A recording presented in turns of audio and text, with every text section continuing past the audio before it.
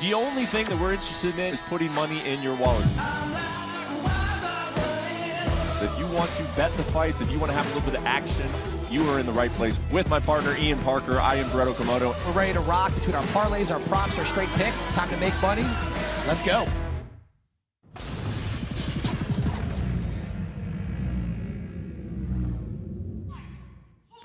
What's up, fight fans? It is UFC 269. It is fast approaching on ESPN and ESPN Plus. We are inside the T-Mobile Arena in Las Vegas for the final pay-per-view of the year for the UFC. Again, that is UFC 269, headlined by a great lightweight fight between Dustin Poirier and the champion, Charles Oliveira. I am Brett Okamoto. That is Ian Parker. We are here to discuss the fights, but more specifically discuss the fights in a way in which you can make a little bit of money on this fine Saturday as you entertain yourself, your friends at home, hopefully at a bar somewhere, watching these great fights. We got 14 of these fights tonight. 9 prelims, 5 main card fights to talk about. And again, man, Dustin Poirier trying to 25 minutes for eternity is how he put it. Once a champion, always a champion. So looking forward to that main event, but we got a whole lot of things to talk about. But before we do, let's look back at last week's card, how we did on the bets. It was UFC Fight Night, Font versus Aldo. It was right down the street at the Apex. And Ian, I got to say, this is the first time ever in the history of the show that I believe that you missed more than you made. That's going to happen occasionally, but hey, your track record's pretty good, man. I mean, we've been doing this show for a while. That's the first time it's happened. I think I'll take it, but we're going to turn it around today, yeah? I couldn't agree with you more. Yeah, you kind of caught me by surprise there. Absolutely. You know what? Wins and losses. The losses happen when it comes to betting. It's how you bounce back. And it's a marathon, not a sprint, but we're going to end the year with a bang. Absolutely. I mean, you can't win every single one of them, but we are going to win today here at UFC 269. And we're going to take a lot of shots. I mean, Ian's got all kinds of stuff for you. He's got the lotto parlay to win you a big-time bet. He's got his best bets, and we're going to have Anthony Smith join us to talk about some of the bigger fights of tonight. So without further ado, let's go ahead and jump into these early prelims. As I mentioned, there are 5 of those on the very early prelim portion of the show. That is on ESPN Plus. You can find those. Some interesting fights here to check out, Ian. We got Julianna Pena taking on Priscilla Cachoeira. Randy Costa, I find him really, really fun, entertaining to watch. He's going to be taking on Tony Kelly, who's been out of it for a little while. Ryan Hall, man, we used to not seeing Ryan Hall very frequently. He is back after a pretty quick break, taking on Derek Minner. Miranda Maverick, Aaron Blanchfield. That's a big fight against 2 prospects. And then Andre Muniz versus Eric Anders. So let's go ahead and get into that first one. Julianna Pena versus Priscilla Cachoeira. We only had one fighter miss weight for this card, and that happens to be the current jerker Cachoeira. Do you think that that makes a difference here as she was coming in at plus 280? You know what? Missing weight, it always can. You know, it doesn't take away from the cardio. She didn't maybe try as hard.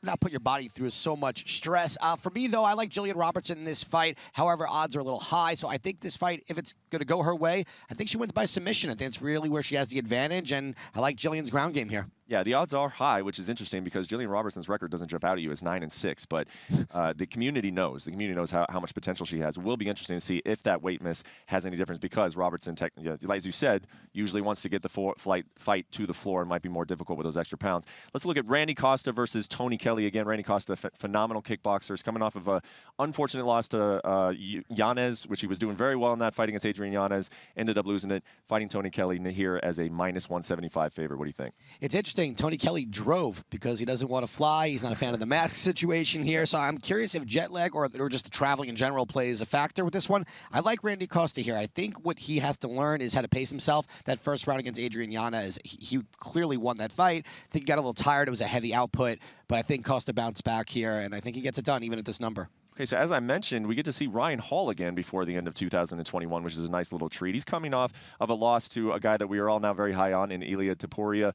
We find out how good Ilia Topuria was in that fight. He's taking on Derek Minner, who is a veteran, who's been there, done that, seen it all. This is going to be, what, his 39th pro fight taking on Ryan Hall? He is an underdog, plus 165. What do you think of this one? You know what? This fight's really interesting. You have 2 guys that look to finish, both with unique styles. For me, I think Minner can win this fight. The only issue I have is he likes to go to the ground. He makes some poor decisions, and I think Ryan Hall wants that to happen. I don't think he minds being on his back, going for those leg locks. So for me, whichever way it goes, I don't see this going the distance. So that's where I'm rolling with on this one. Okay, don't see it going the distance, and I would agree with you. I don't think Ryan Hall is going to mind at all if he finds himself on his back against Derek Minner. Let's look at Miranda Maverick versus Aaron Blanchfield. Super interesting fight here. 22-year-old Aaron Blanchfield. She's 7-1. Her only loss was not in the UFC, but it was to a UFC caliber fighter in Tracy Cortez. That was earlier in her career, taking on Miranda Maverick, who was 2-1. But I got to say, I think she should be 3-0. She fought Macy Barber in July. I had that fight fight for her, but either way, two very, very talented young prospects in this division. Who do you like better here? I agree with you. I think we're getting a steal Miranda Maverick at this number, and that's not a knock on Erin Blanchfield. She's a fantastic prospect. However, Miranda Maverick, I believe, also won that fight against a very tough Macy Barber. I think the striking is where the big difference is going to be. Maverick keeps this fight standing. I think she has a huge advantage there, and I love this pick with Miranda Maverick. Okay, you love the pick, which I love to hear because that might mean that we'll be making a best bet on this later. But if anything gives you pause, anything that you saw, as you mentioned, we both thought she beat Macy Barber, but she didn't. The judges gave it to Macy Barber. Is there anything that give you any pause on this play? You know what? The only thing that we saw in that fight is when it came down to the final minutes, you know, she might have lost a takedown here and there. And Blanchfield's going to want to get this fight to the floor in top position. And sometimes Miranda Maverick accepts that position because she's so confident in getting up and she's confident in her own ground game. I think for this one, though, it's got to be about the takedown defense. And she can't leave this to the judges. And I think she wants to finish this fight. She doesn't want to let that happen again. Okay, so we'll see if Miranda Maverick can get it done there. On the early prelim. Let's go to the final early prelims. Andre Muniz, who of course is coming off of that big win over Jacare Souza. Who could forget that? And then Eric Anders, who has bounced around weight classes a little bit, but he is back where he has done best. He has had his most success at middleweight. He is a plus 145 to Muniz's minus 170. Do we like the underdog here at all?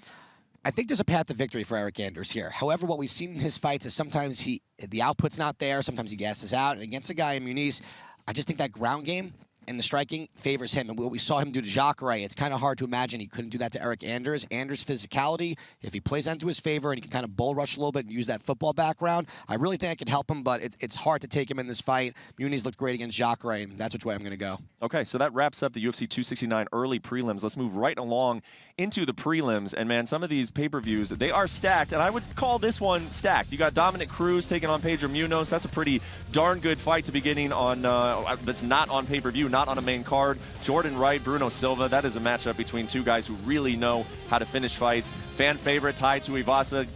We should have a line out there to how many shoeys he's going to have or later this evening if he gets a victory. And then Josh Emmett, of course, coming back from a long layoff, taking on Dan Ige. That's a fight that could headline UFC Fight Night. We're getting it for 3 rounds here at UFC 269. So let's talk about that first one.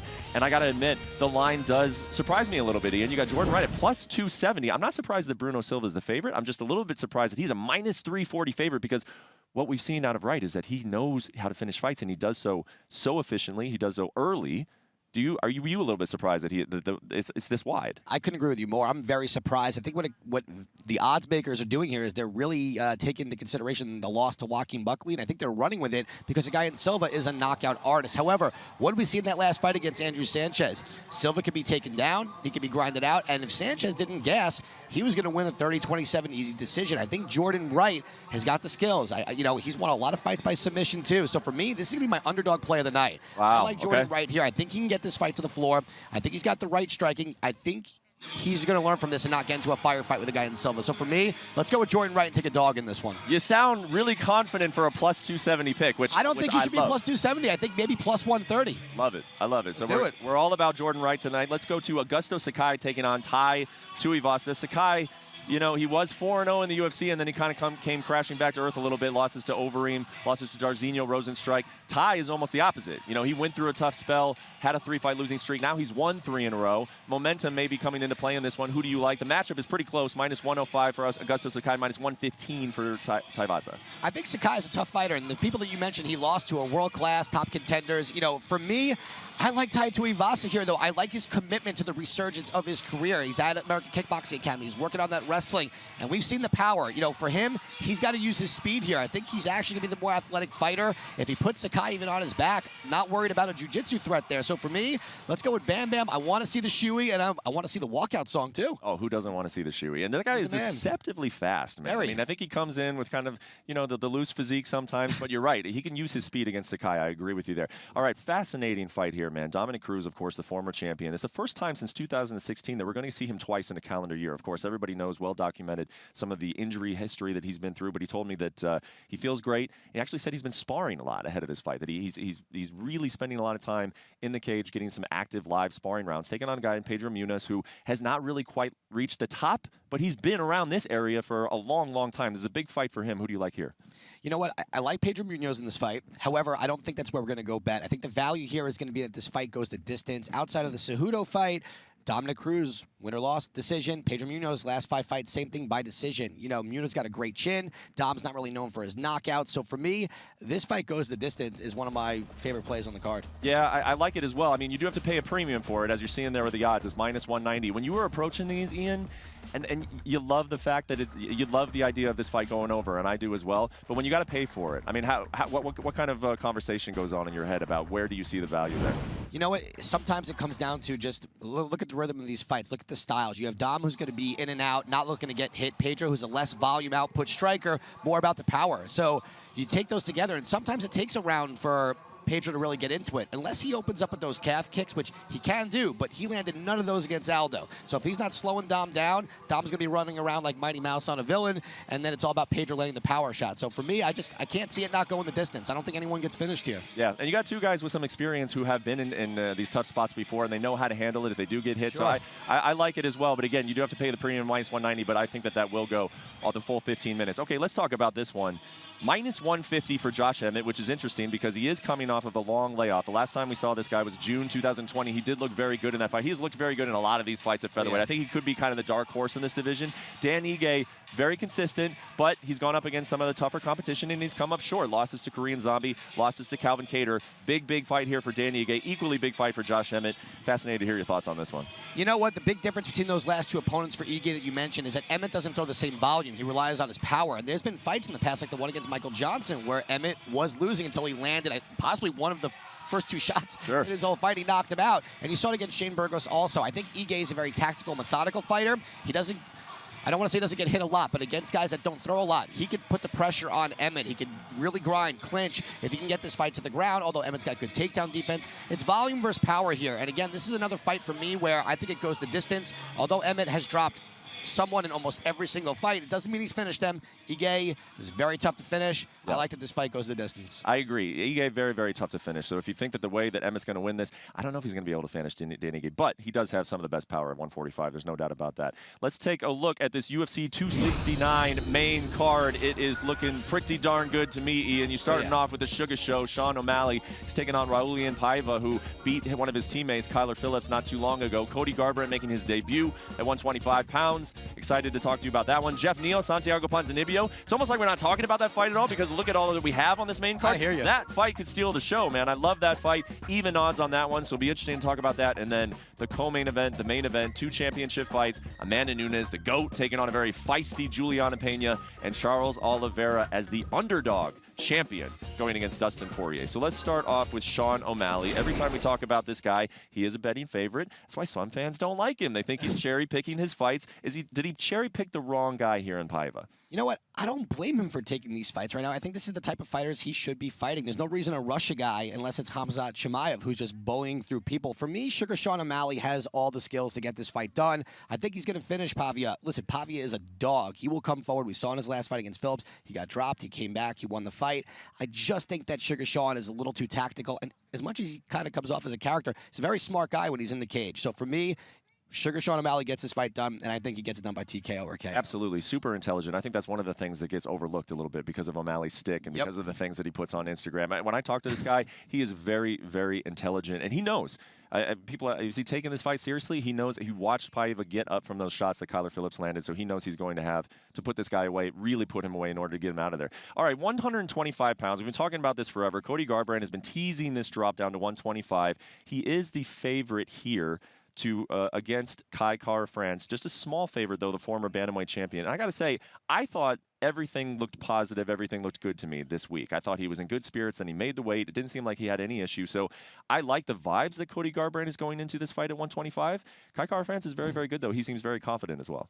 You know, and Kai Kara France, he is good. He's a very good kickboxer, but we've seen sometimes when there's high-pressure fights, he's just had some issues in that. In his last fight, he had to come back at the end of that first round and land a monster elbow to win the fight.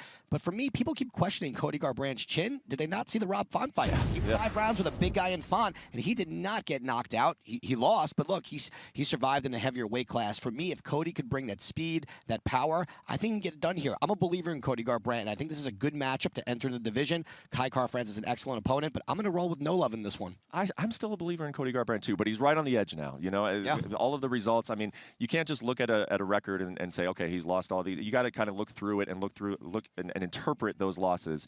And so far, you've been able to do it. But if he comes up short here, and there's a lot of pressure on Cody Garbrandt, he needs to get a victory here, and I think he knows that. Let's go to this last non-title fight of the evening. Jeff Neal taking on Santiago Ponzinibbio. This happens in the welterweight division. I said before, this fight might steal the show. I don't know who's going to win, and it doesn't look like Vegas knows who's going to win either, because this is a straight pick on -110, -110. So tell us, Ian, how is this fight going to go, and who are we playing? I think I know who's going to win. I like Santiago Ponzinibbio here. I really do. Look, Jeff Neal, we can address the elephant in the room. He had the issue last week, legally, whatever it was, and his last 2 fights, he's just not performing to where he was. We've seen issues, and Ponzinibbio in his last fight against Miguel Baeza, we saw the striking, we saw the leg kicks, and we saw the cardio, the output, and Neal does not do well against those guys. We saw that. If Jeff Neal can land the power, sure, but Ponzinibbio also pretty good striking defense. I like Ponzinibbio here. I really do. I think his odds should be a little bit higher as a favorite, so that surprised me, but let's go with the Argentine dagger. Yeah, I like that you broke it down from a stylistic standpoint, because I got to say, I don't feel like we've seen the best of Jeff Neal for about the last year. You know, you said that his legal thing was well documented. We'll see what comes of that. But it was also well documented. This guy had a very, very bad round with COVID, and he was hospitalized. Even in that fight against Steven, he just did not look like himself. Right. You know, and Neal Magny fight did not look like himself. So I wonder, though, so I'll ask one follow-up on this. Let's assume that he's back. Let's assume this is the best version of Jeff Neal, a version that we maybe haven't seen over the last 2 fights. Does that version of Jeff Neal get it done against Santiago Ponzinibbio? I still don't think so, because to your point, I don't think we've ever seen the best version of him. If he doesn't land that big shot, you know, do I think he also out-wrestles Santiago Ponzinibbio? I don't. I think Ponzinibbio's takedown defense is good enough to keep this fight standing. I think he's the better boxer.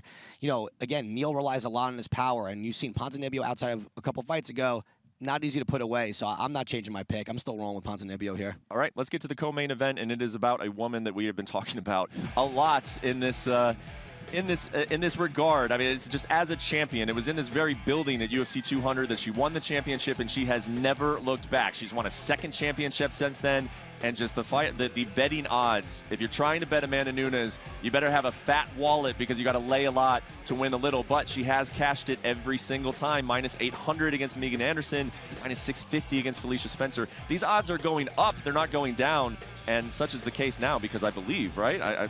If I'm looking at the most updated ones, she's all the way up to what, -900 now against our girl Julianna Pena. So what kind of chance does she have? I want to get Ian's thoughts, but first, we're going to welcome in the 3rd member of our crew, Anthony Smith, UFC light heavyweight, who is pretty good at talking about these fights. And I'll throw it to you first. Amanda Nunes, I mean, there's a million different things you could say about how good she is, right? Where does Julianna Pena represent some issues, if any? Listen, I really think it's going to be a heart and determination thing. I think she needs to put the pressure on her right away. Julianna Pena is not afraid of Amanda Nunes, and I think just that alone coming into this fight is something that maybe is different than some of the other girls that she's fought.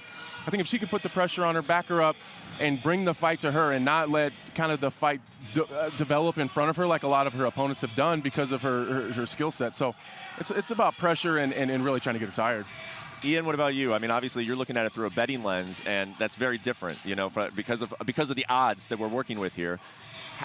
What is your betting history on Amanda Nunes? How have you tried to bet her in the past, and are you trying to bet her tonight? You know what? Most of the time, we've had to parlay her. We've been successful because the odds are always just so high, like we talk about. For tonight, though, you know what? I like over 1.5 in this fight. I think Julianna Pena, to Anthony's point, she isn't afraid, and she's going to try to use the wrestling. And for me, though, I think it just depends on how long Amanda wants to play with her food.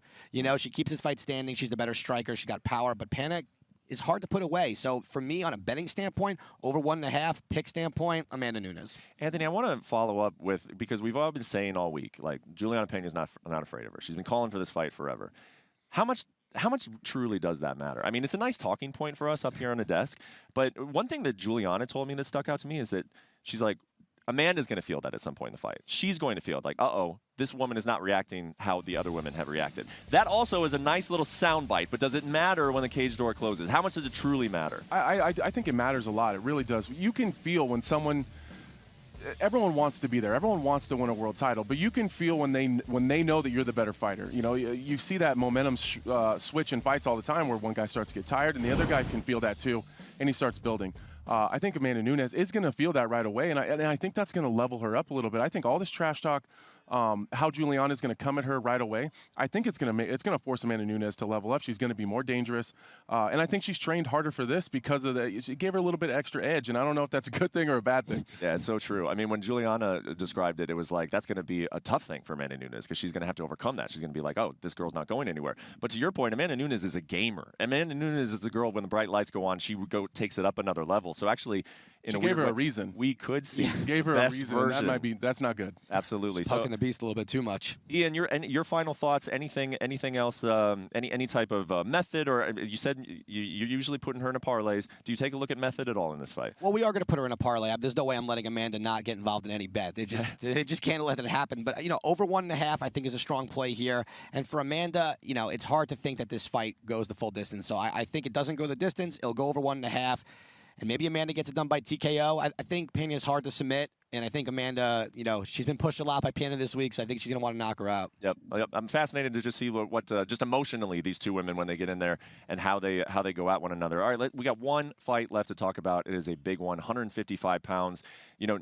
Charles Oliveira is the champ coming into UFC 269, but I do think that we were moving on from this Khabib Nurmagomedov era, and we haven't completely done it until Dustin Poirier gets his say, right? When Khabib walked away, I think we all thought that's the best lightweight in the world until proven otherwise. And so this is a fascinating fight. It's so good. They're both so proven. Everybody I've talked to says they don't really know how this fight's going to go. Dustin Poirier is the betting favorite. I think that is the consensus, that he does have a little bit of an edge here, but I'm going to ask our expert here, Ian Parker. He is the favorite. Are we taking him as favorite, or is there value on the champion? Are we still overlooking this guy?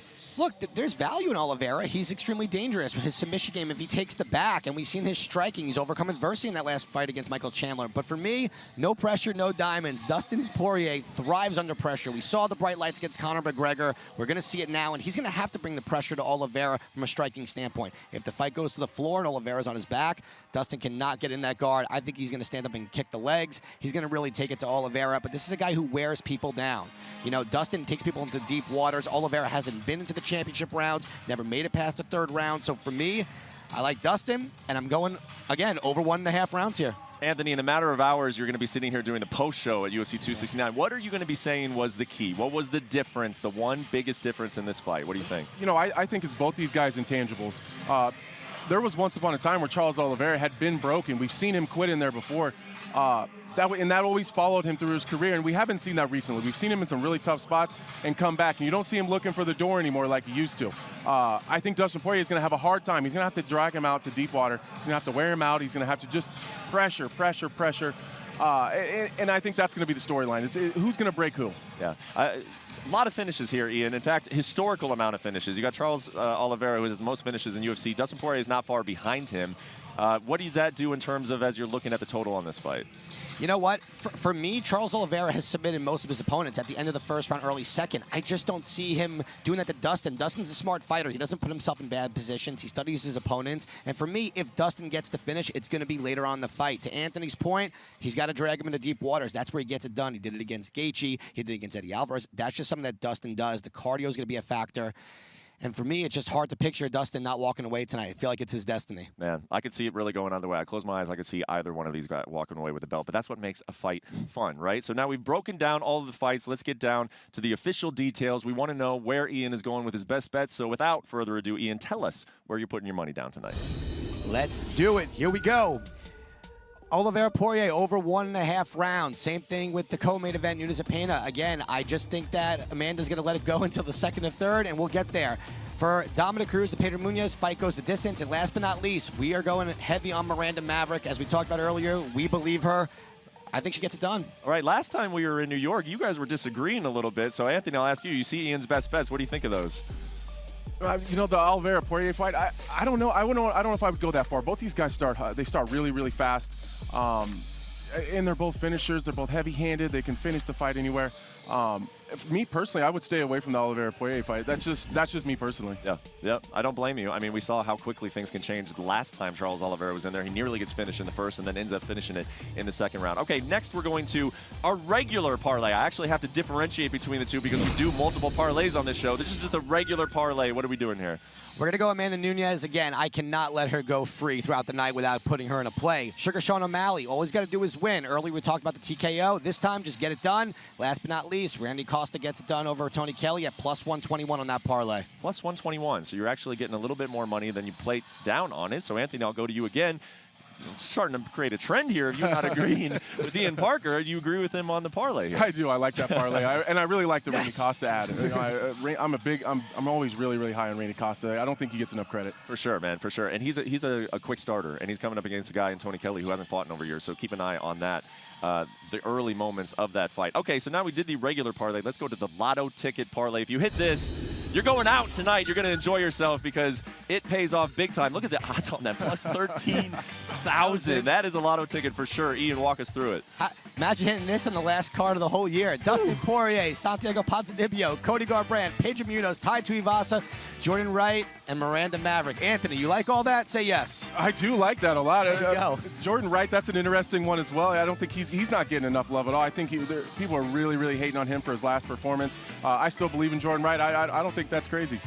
Well, I'll tell you what, maybe if this parlay hits and you don't see Anthony Smith on the post show, just assume that maybe he took Ian's advice, threw a little bit of money down on it, and is walking away with thousands in his pocket, hitting the slot machine. So what's your game here in Vegas? I lose all my money at blackjack. Oh, blackjack, yeah. So I don't think I count fast enough. Win some on the parlay and give it right back to the closest casino right outside.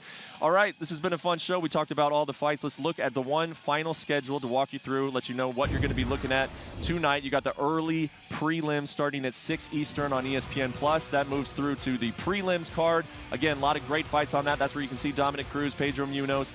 That starts at 8 Eastern. And then, of course, the main card on ESPN+, pay-per-view, final one of the year, UFC 269 starting at 10 Eastern time. Guys, thank you so much for the time. Thank you for the picks. Hopefully we leave here with more money, and it's going to be a great night of fights. For my partners up here on the desk, I'm Brett Okamoto saying so long from Las Vegas. Enjoy the fights, and we will see you at the post show right after.